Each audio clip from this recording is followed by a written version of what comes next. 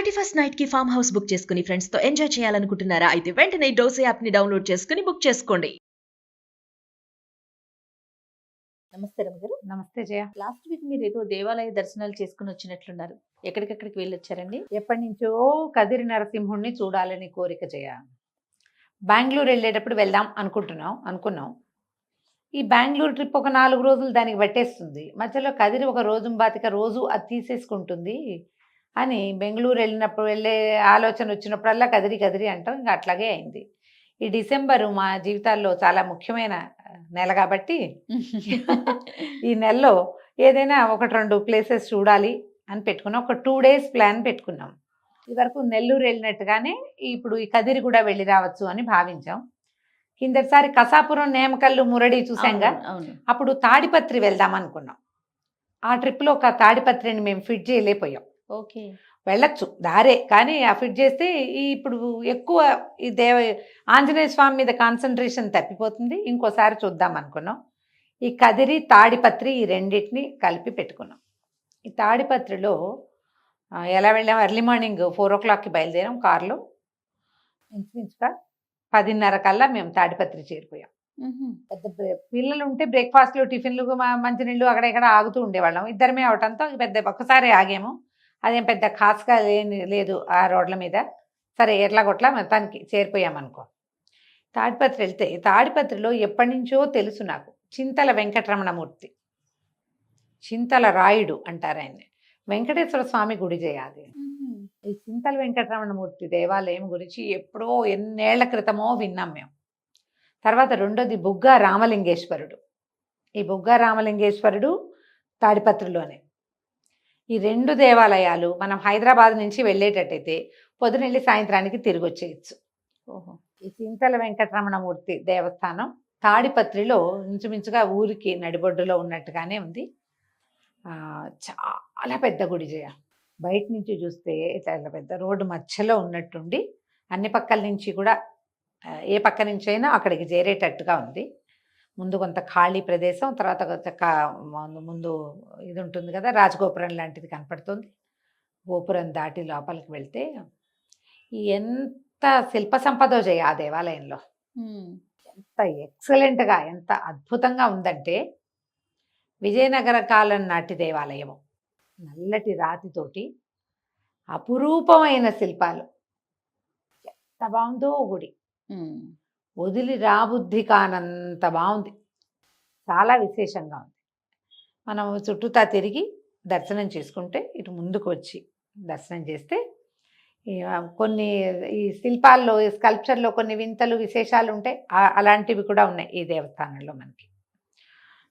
ముందు నుంచి ధ్వజస్తంభం మీద నుంచి మళ్ళీ మనం లోపలికి వెళ్ళి నమస్కారం చేసుకుంటే కనుక స్వామివారు ఒక 3 అడుగుల ఎత్తులో ఉన్న చిద్విలాసమూర్తి. ఎంత చక్కటి నవ్వంటే పెదవుల మీద హారతిస్తుంటే చక్కగా ఇట్లా చెంపలు, గండస్థలాలు, కపోలాలు నున్నగా ఉన్నట్టుండి పెదవుల మీద చిరునవ్వుతోటి పరమసుందరంగా ఉన్నాడు స్వామి. ఆయన చూస్తే చింతలు తీరుతాయి. చింత అంటే ఏమిటమ్మా? నవిలేస్తుంది మనని లోపల. ఎప్పటికీ తీరని కష్టం. ఎప్పుడు చింత అంటే మనసులోనే ఉంటుండేది. ఇప్పుడు కష్టాలు, ఇబ్బందులు ఉంటాయి అందరికీ. ఆ కాసేపు, ఆ చెప్పుకున్న కాసేపునో, ఆ దాని గురించి ఆలోచించిన కాసేపునో ఉండేది వేరు. చింత అంటే తినేస్తూ ఉంటుంది అన్నమాట లోపల. నిద్రలో కూడా గుర్తొచ్చేది. వాటిని తీరుస్తాడు స్వామి. ఎంత బాగున్నాడో, భలే అందంగా ఉన్నాడు. స్వామివారికి ఎదురుగుండా గరుడాళ్వారు ఉంటారు కదా. గరుడాళ్వారు వెనకాల గరుడాళ్వారికి ఒక మండపం లాగా చేస్తారు కదా. ధ్వజస్తంభం వెనకాల సాధారణంగా దేవాలయాలు అలాగే కదా ఉంటారు. ధ్వజస్తంభము మనం వెళ్ళగానే ధ్వజస్తంభానికి ఆనుకుని వీపా నుంచి ఉన్నట్టుగా ఉన్నటువంటి గరుడాళ్వారి సన్నిధి ఉంటుంది. ఈ గరుడాళ్వారి సన్నిధికి వెనకాల 2 కిటికీల్లాగా ఉన్నాయి. అవి సంవత్సరంలో కొన్ని రోజుల పాటు అందులోంచి వచ్చి సూర్యకిరణాలు స్వామివారి పాదాల మీద పడతాయట. అబ్బా, ఆర్కిటెక్చరల్ ఇదేనమాట. ఎంత బాగుందో గుడి. చల్లగా, విశాలంగా, చుట్టూతా చక్కగా మండపాలతోటి మండపం ప్రశాంతంగా ఉంది లోపల. చాలా అంటే చాలా చాలా చాలా 100 చాలాలు బాగుంది.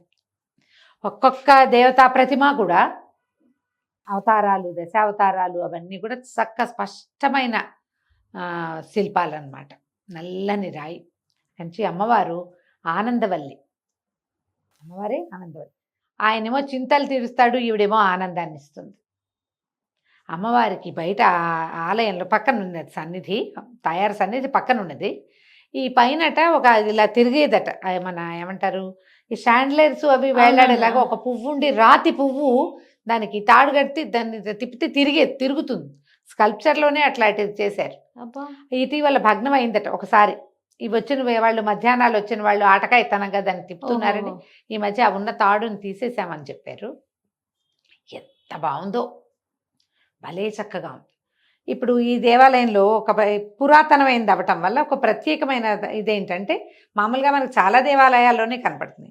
మనం ఇట్లా సన్నిధికి లోపలికి వెళ్తామా, ఎలా వెళ్ళామో అలా తిరిగి రావక్కర్లా. మనం ఉత్తరం వైపుకి ద్వారం ఉండి అందులో నుంచి బయటకు వచ్చేసేయచ్చు. అవును, పురాతన దేవాలయాల్లో అది కనపడుతుంది మనకి ప్రత్యేకంగా. అవును.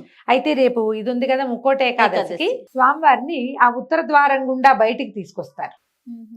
మామూలుగా మనం ఉత్తర ద్వార దర్శనం అని చేసుకుంటాం కదా.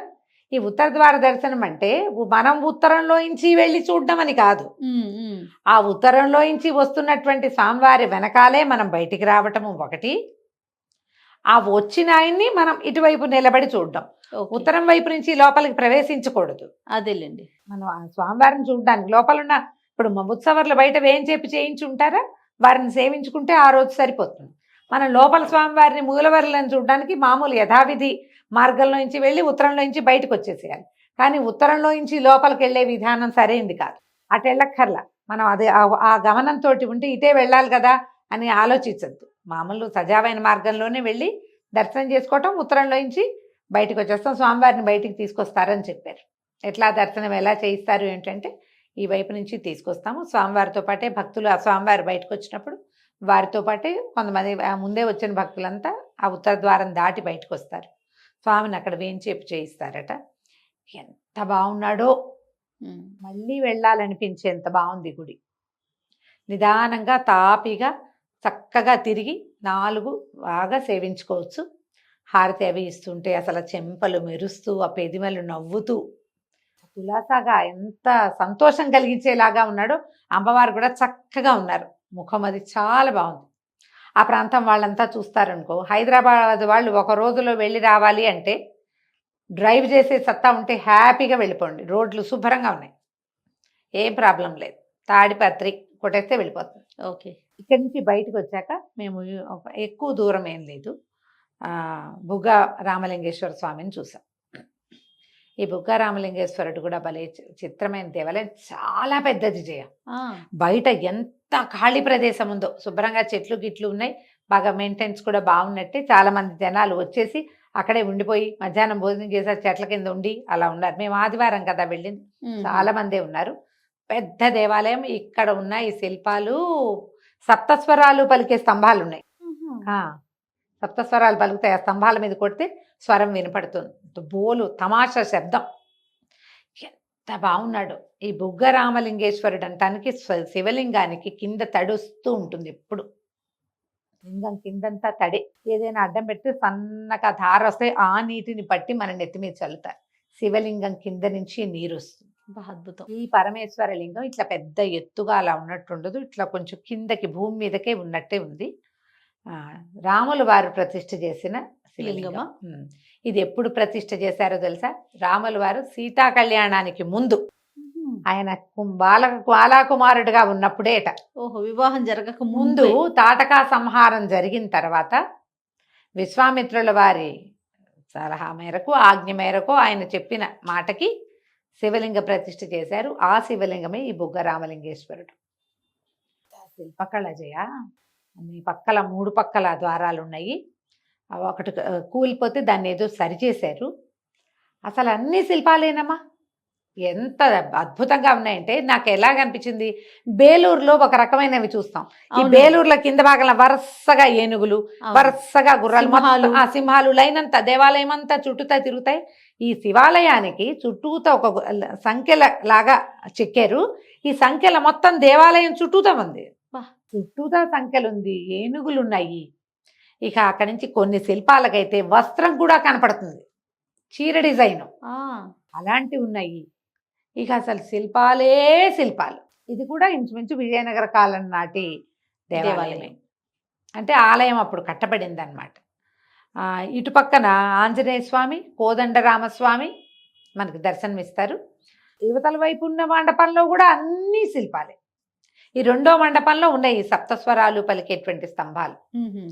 అసలు ఈ పైకి చూస్తుంటే ఒక్కోదానికి ఇట్లా పైకి ఎక్కడో చూడాలి, భైరవమూర్తులు అవి కూడా ఎంత అందంగా ఉన్నాయో శిల్పాలు.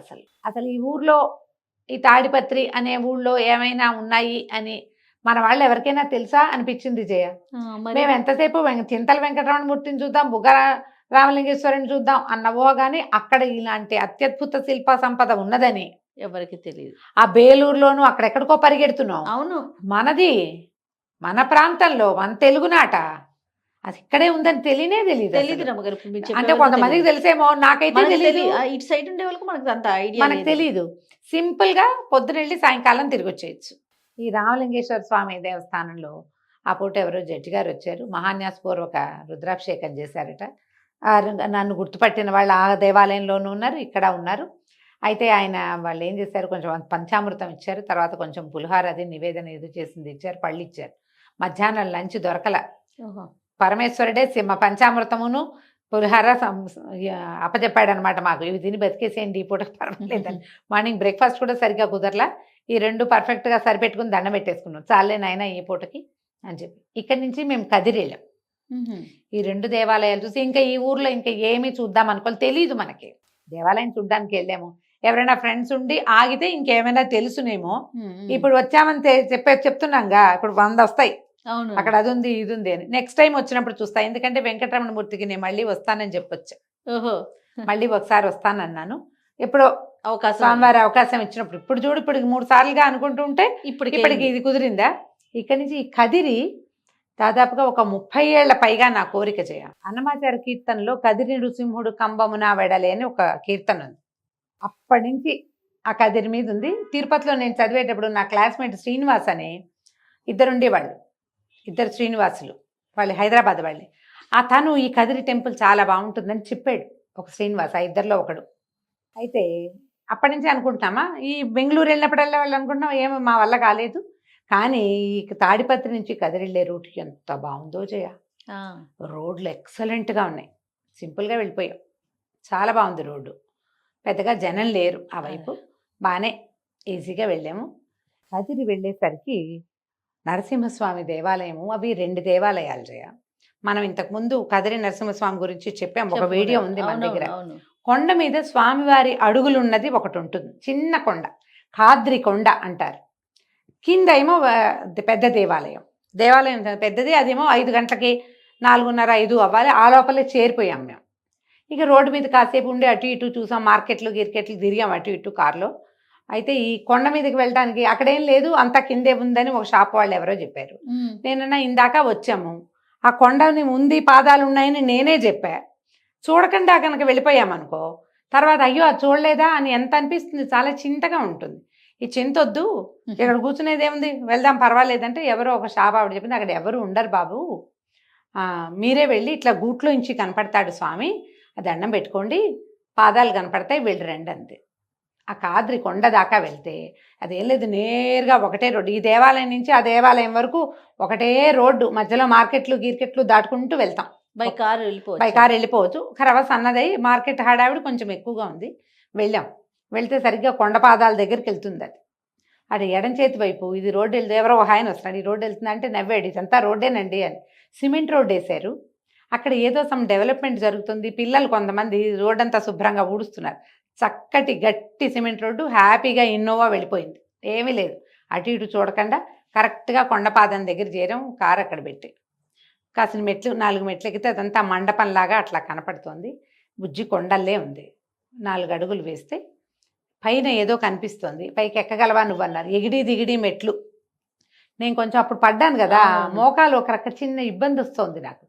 పెద్ద మెట్టు ఎక్కి చిన్న మెట్లు మామూలు మన మెట్లకి ఏం లేదు, మెట్టు కొంచెం ఎత్తుగా ఉంటే మోకాల్లో చిన్నగా బాధ వస్తుంది. చూద్దామని చూస్తే ఇప్పుడు కనపడుతోందా, ఈ మెట్లు ఎక్కితే కుడివైపుకి తిరగంగానే గోడ మీద పెద్ద ఆంజనేయ స్వామి చక్కగా సింధూరం పెట్టించారు, కుడివైపు కిటికీలోంచి కనపడ్డాడమ్మా నరసింహస్వామి. వా ఎంత బాగున్నాడంటే ముద్దొచ్చి ఎత్తుకుందామనిపించేలాగున్నాడు జయ. ఆ, అంతే ప్రతిమ కనపడ్డారు. మొహం అది గుండ్రంగా ఉండి కరాళం కనపడుతూ చక్కగా అలంకారం పువ్వులు అవి పెట్టున్నారు. పిట్ట పురుగు లేదు, అక్కడ ఎవ్వరు లేరు. ఆ శాప మా అమ్మ అలాగే చెప్తే ఎవ్వరు ఉండరు, కిటికీలో నుంచి చూసి దండం పెట్టుకోండి అని. మేము ఆ కిటికీలో నుంచి చూసి చాలా సంతోషించి, ఎదురుగుండా ఈయన గరుడాళ్ళ వారు ఉన్నాడు, ఈయన నరసింహస్వామి కనిపిస్తున్నాడు. కొంచెం పక్కగా గోడ మీద పెద్ద ఆంజనేయ స్వామి ఇది కనిపిస్తుంది. అది ఎలా ఉందంటే కొండరాయి మీద మలిచినట్టుంది. వెనక్కి ఇట్లా ప్రదక్షిణ చేసేందుకు వీలుగా కూడా ఉంది. ఇది ఎదురుగుండా ఏమో చిన్న దీనిలాగా ఉండి లోపల పట్టాభిరాముడు సీతారామ లక్ష్మణులు కనిపిస్తారు. ఆంజనేయ స్వామికి ఎదురుగుండా ఉన్నారు. సరే యువతలకు వస్తే స్వామివారి అడుగులు చూడ్డానికి దారి అని 57 మెట్లని రాసింది. మెట్లు ఇట్లా ఇట్లా ఉండి ఎగిడి దిగిడిగా కొండ ఎక్కుతావా ఎక్కుతావా అంటూనే ఈయన ఎక్కడం మొదలు పెట్టేశారు. చూస్తా చూస్తా అని మెల్లిగా ఒక్కో అడుగు వేసుకుంటూ వెళ్ళిపోయే పైకి నేను తాపీగా. ఫుల్గా దోమలు ఉన్నాయి, 2 రోజులు ఉన్నాయి దద్దుర్లు బాగా కుట్టేసినాయి. నేను మరీ ఆయన గబగబా నడిచారు, ఆయన 1-2 కుట్టినాయి, నాకు 1 డజన్ వచ్చినాయి మొత్తానికి. బాగా అక్కడక్కడ మంకీస్ ఉన్నాయి, పైన ఎవరో పిల్లలు ఉన్నారు.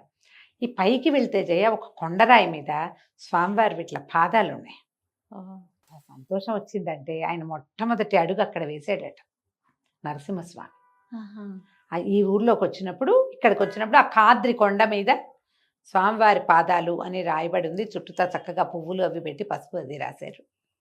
ఆ కొండను ముట్టుకుని దండం పెట్టుకుని కొంచెం ముందుకి సప్తర్షుల గుహ అని ఒక గుహ ఉంది. కొంత దూరం వెళ్ళాం లోపలికి. అంతా మట్టి పోసారు. ఇది వరకు ఎట్లా ఉండేదో అక్కడ తపస్సు చేసుకున్నారట సప్తర్షులు. గుహ కూడా కనపడుతోంది. మరి చెప్పులు మా ముద్రలు అవి కనబడ్డాయి. ఎవరైనా పిల్లలు ఇంకా లోపలికి వెళ్ళారేమో, మరి ఎక్కడో కేరింతలు అరుపులు వినపడుతున్నాయి కానీ తెలియలే మాకు. అదేలే. కొంత దూరం వెళ్ళి దండం పెట్టుకుని బయటకు వచ్చేసాం. లోపల ఊపిరాడుతుందో లేదో.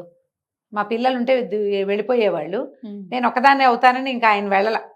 కొంచెం దూరం వెళ్ళాం, బయటకు వచ్చి మెల్లిగా ఈ మెట్లన్నీ దిగేసి ఆ కొండ దిగి ఆయనకో దండం పెట్టుకుని కిందకు వచ్చి మళ్ళీ ఈ మార్కెట్ అంతా వచ్చి, మార్కెట్లో ఏ ఊరు వెళ్ళినా కూరగాయలు చూస్తే ఉత్సాహం కదా మనకి. అక్క టమాటాలు, పచ్చిమిరపకాయలు, వంకాయలు పుష్కలంగా కొనుక్కున్నాను నేను. ఆ మార్కెట్లో చాలా బాగా బుజ్జి వంకాయలు ఉన్నాయి. కూరలు కొనుక్కుని మేము ఆ రోజు ఉండిపోయి మర్నాడు ఇంకేదైనా చూసి వద్దామని అనుకున్నాం. ఈ 3 దర్శనాలు అయిపోయినాయి. ఇంకేముంది, లోపలికి వచ్చిన తర్వాత అప్పుడు ఈ నరసింహస్వామి దేవాలయంలోకి వెళ్ళాం. కదిరి నరసింహుడు కారు ఒక పక్కన పెట్టేసుకున్నాం. లోపలికి కదిరి నరసింహస్వామి దేవాలయం కూడా చాలా పెద్దది. ఆ ప్రాంతం వాళ్ళంతా శిరోముండనం కూడా చేయించుకుంటారు అక్కడ. పిల్లలు గుళ్ళతో బుజ్జి పాపాయిలు కొంతమంది కనపడ్డారు. 1-2 ఏళ్ళు ఉన్న పిల్లలు, జుట్లు ఇచ్చేసిన వాళ్ళు, కేశఖండన సాలు కూడా ఏదో ఉన్నట్టుంది. అదంతా కనిపించలే నాకు. పిల్లలు మాత్రం ముండనం చేసిన తలకాయలతోటి కనిపించారు. ఎంత బాగున్నాడో నరసింహస్వామి. నేను ఆ కొండ మీద ఒక గూట్లో చూసానా, ఆయనకంటే ఈయన పెద్దవాడుగా ఉన్నాడు కానీ అదే ముఖంగా కనపడింది జయ. అదేంటో నాకు అట్లా అనిపించింది. ఎంత చక్కగా ఉన్నాడో, భలే ఉన్నాడు. మామూలుగా కొంచెం అంటే ఒక ఉగ్రరూపిగా ఉండాలి కదా. ఎందుకనో కదిరి నరసింహుడు నేను ఆ పాట విని ఉగ్రరూపిగా ఊహించుకున్నా. మరి నాకు అట్లా దర్శనమిచ్చాడో ఏమో మా నాన్న, నాకు తెలియదు కానీ చక్కగా ఉన్నాడు, ప్రశాంతంగా ఉన్నట్టుండి. ఎంత బాగుందో దేవాలయం. పెద్దది, బాగా విశాలంగా ఉంది, చక్కటి దర్శనమైంది. హాయిగా అలా లోపలికి వెళ్ళటం, దర్శనం అవటం, తిరిగి వచ్చేసేయటం. అమ్మవారు కూడా చక్కగా ఉన్నారు, ప్రశాంతంగా ఉంది గుడి. తర్వాత ఏమో ఇంకొక సన్నిధి, ఏం సన్నిధులు కనిపించాయి ఇటువైపున, గోవిందరాజస్వామి సన్నిధి ఒకటి ఉంది, తర్వాత ఆంజనేయ స్వామి సన్నిధి ఒకటి ఉంది. కూల్గా ఉందన్నమాట దేవాలయం. నా అన్ని పక్కల నుంచి అంటే 2-3 పక్కల నుంచి వచ్చేందుకు అవకాశం ఉంది. మేము కుడి చేతి వైపు ఉన్న ద్వారంలో నుంచి లోపలికి వచ్చాం. మహాద్వారంలో నుంచి రోడ్డు మీదకి ఇంకొక ద్వారం కనిపిస్తోంది. మరి బహుశా చతుర్మధ్యంగా ఉండి అన్ని పక్కల నుంచి వచ్చే అవకాశం ఉన్నట్టుంది. మేము ఊరికి కొత్త వాళ్ళము, పైగా బాగా స్పెండ్ చేసేంత సమయం ఏమీ లేదు. అందుకని నాకు బాగా తెలియలే అన్ని పక్కల నుంచి ఉందా అని. నేను 2 ద్వారాలు అయితే నేను వివరంగా విశదంగా చూశాను. చక్కగా ఈ దేవాలయం విశాలంగా ఉంది కదా. ఓ పక్కన నాగప్రతిష్టలు ఎన్ని కనపడ్డాయో, పెద్ద చెట్టు కింద ప్రతిష్టలు, యువతలు కూడా నాగప్రతిష్టలు. ఎంత చక్కగా ఉందో, మహా బాగుంది దేవాలయం.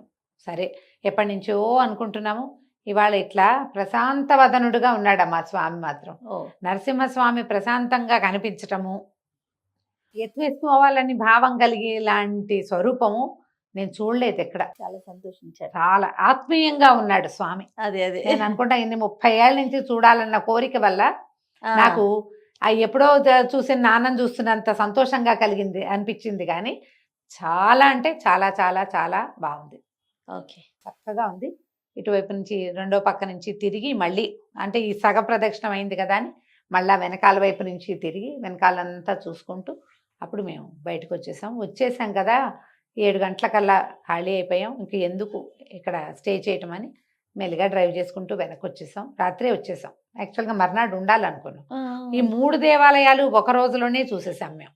ఓ, ఈ కదిరి పెట్టుకోపోతే తాడిపత్రి నుంచి సాయంకాలానికే మనం ఇంటికి వచ్చేసేయచ్చు. అదేలేండి. 3 పెట్టుకున్నా కూడా డ్రైవ్ చేసే వాళ్ళు 2 ఉంటే హ్యాపీగా 1 డేలో 3 చూసుకొని ఆలయాలు చక్కగా చూసుకుని వచ్చేసేయచ్చు. నా వరకు నేనైతే చాలా సంతోషం కలిగేటువంటి దర్శనాలు చేసుకున్నాము. ఎప్పుడు తెలీదు, వీటిని సంగతి బాగా తెలుసుకోలేకపోయాం. పేర్లే తెలుసు. ఇంత వివరమైన దర్శనము ఎప్పుడూ లభించలా. చింతలరాయుడు ఎంతో చక్కగా ఉన్నాడు. రామలింగేశ్వరుడు ప్రశాంతంగా దర్శనమిచ్చాడు. అక్కడ మాకు ఒకరెవరో పరిచయం అయ్యారు, బుగ్గ రామలింగేశ్వర స్వామి దేవస్థానం దగ్గర. వాళ్ళది ఆ మౌనగిరో ఏదో ఒక ఊరు. అక్కడ ఒక పెద్ద ఆంజనేయ స్వామిని ప్రతిష్ఠ చేశారట వాళ్ళు. రండి మా ఊరు కూడా అని చెప్పారనమాట. ఈసారి వచ్చినప్పుడు వస్తాం, మాకు ఇక్కడ టైం ఏముంది, మేము ఇదే కదిరి పెట్టుకున్నాం కదా, నెక్స్ట్ టైం వస్తామని చెప్పాం. చాలా పెద్ద ఆంజనేయ స్వామి. సరే దాని వివరాలు అవేవో ఇచ్చారు, చూద్దాం. మళ్ళీ అవకాశం ఉన్నప్పుడు తప్పకుండా వస్తాం. ఇంకోసారి ఈ వైపు ట్రావెల్ చేసినప్పుడు వస్తామని చెప్పాం. సింపుల్గా ఒక మంచి రోజులోనే దర్శనాలు 3 దర్శనాలు చేసుకొచ్చేసాం అనమాట. రైట్ రాము గారు, నమస్తే. నమస్తే చెయ్యి.